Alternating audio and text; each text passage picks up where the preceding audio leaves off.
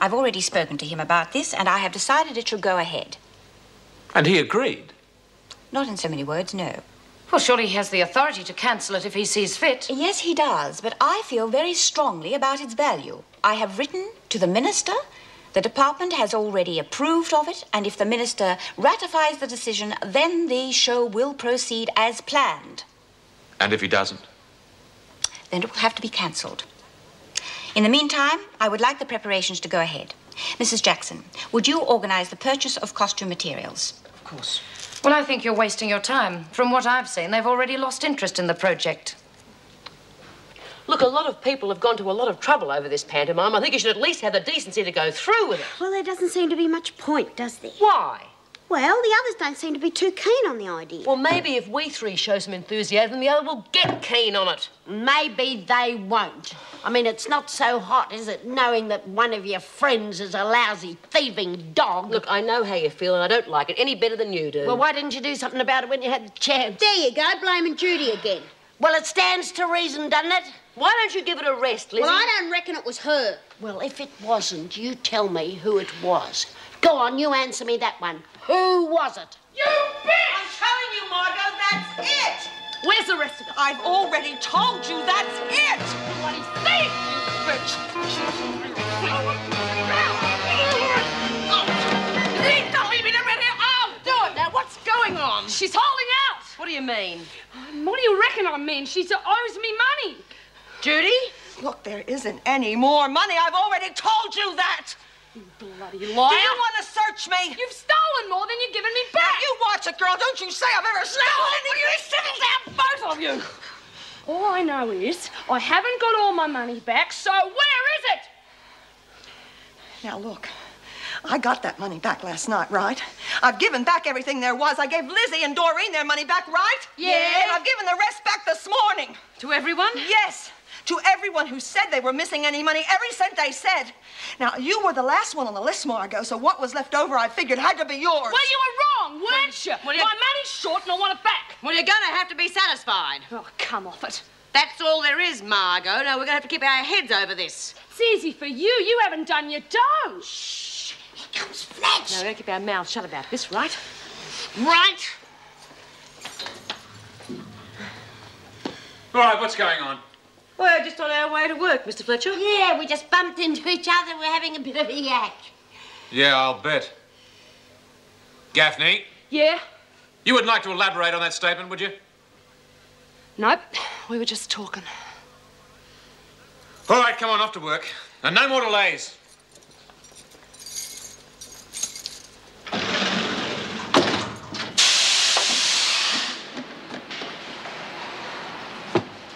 Listen, Judy, do you remember who you gave money back to? Well, I can try, but there were quite a few. Why? Well, you reckon you gave money back to everyone who says they were robbed, and yet you're still $3 short, right? Yeah. Well, suppose that the thief, whoever it is, didn't put all the money in your cellar. It's possible, I suppose. Or suppose that one of the people who says they were robbed was actually the thief and they weren't robbed at all. Crikey, that'd have to be a clever bugger, wouldn't it? Well, that narrows the field down. What do you mean? Lets you lot out for a start. Oh, that's very nice. No, saves a lot of mucking around. Now, all you have to do, Judy, is make a list of everyone you gave money to and how much. Yeah, that's fine. But what if, like you say, Gillespie's really involved in this? Don't you think it might be a hell of a lot easier if I just give Margot the $3 out of my own pocket? No, I'm not so sure. I think she's just think you had a guilty conscience. Oh, well, I don't care about that. I'd much rather we just forgot the whole thing and let things settle down a bit.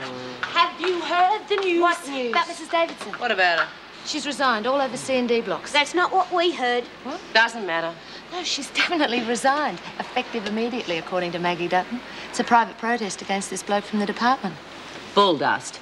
Now, you get back there and tell them to keep their heads. It is just a rumour, and there's about 10 or 12 of them doing the rounds right this minute. Well, what'll I say? They're convinced in C Block that Just she's tell going. them they're wrong. Now, go on, get going. Oh, all right. Well, what do you reckon, V? I reckon someone's trying to get us to riot. Why? I wish I bloody knew. Listen, it's about time I had a chat to everybody. I have to get them together. Exercise period's about the best time, I suppose. Doreen, get that stuff back to maternity and tell them that everything is under control and anything they've heard is just a rumour.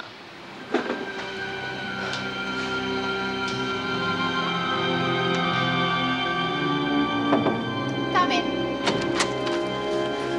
I thought you better see this. Just arrived by courier from the ministry. Thank you, Mr. Fletcher. I wouldn't wait too long. Pardon? Our friend Gillespie just got one too. It'd be nice to know what it says before he comes in here screaming. Or bragging.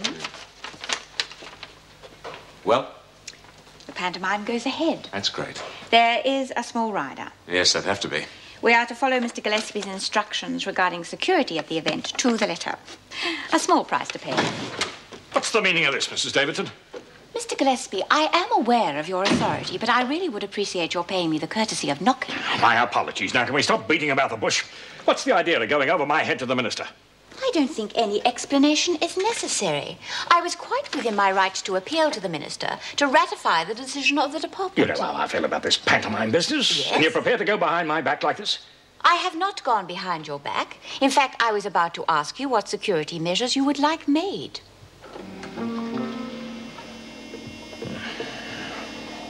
I'll let you know.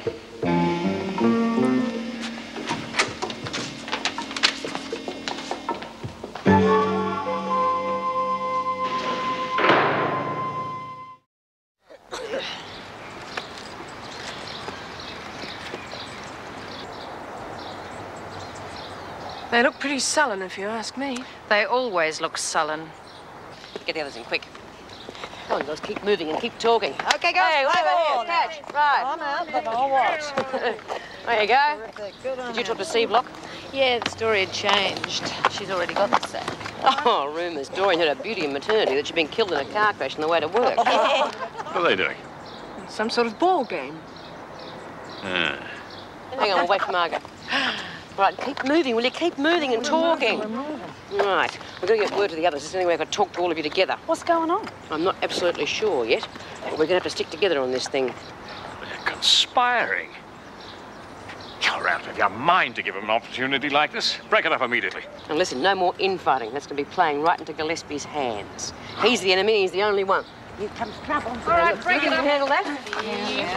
What are you lot doing? What are you talking about? We're just talking about the panto. Yeah, we're just, discussing our plans. Well, you can forget about that. Now break it up. Yes, ladies, move it along. They claim they're talking about Cinderella. We were. We're looking for something with a bit of comedy, you know. Prince Charming discovers a prison officer's shoe, and as he tries to That's nibble them, enough, they turn Smith. it. Well, the joke's on you, Smith, because Mr. Gillespie's just seen fit to cancel your pantomime. What? You heard. I want to speak to the governor.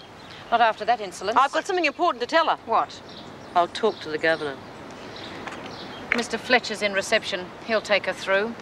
This better be important, Smith. Oh, it is. The rest of you are supposed to be exercising. So exercise. I was really looking forward to playing Cinders, too. Well, that's a change of tune from last night, Burns. Well, Bea got me all keyed up again, Miss Bennett. Do you know what I'd like to do if I was a real live fairy godmother and I had a real wand? Make vinegar tits vanish. No, I'd like to stick it up. Oh, hello, Mrs. Jackson. Lovely day, isn't it? Yes.